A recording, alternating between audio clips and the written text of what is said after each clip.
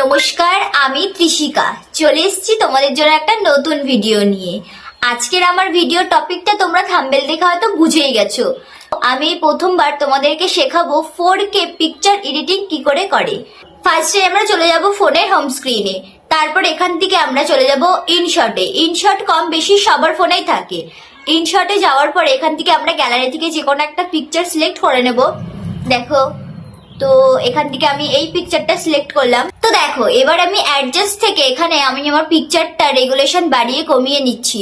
তোমরা তোমাদের হিসাব মতো করে নেবে। তো দেখো, এবার আমার এখানে পিকচারটা একদম কমপ্লিট হয়ে গেছে।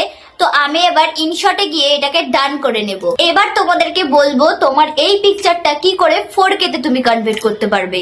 তো তুমি 4K কিন্তু একবার না বারবার করতে পারবে। এবার আমরা চলে যাব রেমিনি অ্যাপ। রেমিনি অ্যাপ তোমরা কম বেশি সবাই চেনো, আর এই অ্যাপটি পেয়ে যাবে প্লে স্টোরে। তো এবার রেমিনি অ্যাপে যাওয়ার পরে আমরা এখান থেকে ইনশট থেকে যে পিকচারটা আমরা সেভ করেছি ঠিক সেই পিকচারটা আমরা এখানে সিলেক্ট করে নেব। নেওয়ার পরে এখানে একটা অ্যাড দেখাবে, আর কিছুক্ষণ আমাদের ওয়েট করতে হবে। আর তারপরে দেখো ম্যাজিক, তোমার পিকচার 4K তে কনভার্ট হয়ে যাবে। ব্যাস, তারপরে আবার একটা অ্যাড দেখতে হবে, আর তারপরে তুমি তোমার পিকচারটা সেভ করে নাও। তো আমার ভিডিওটা ভালো লাগলে সবাই লাইক, কমেন্ট, শেয়ার করে দিও। আর এরকম যদি আরো এডিটিং ভিডিও শিখতে চাও তাহলে কমেন্ট করে জানিও। বাই।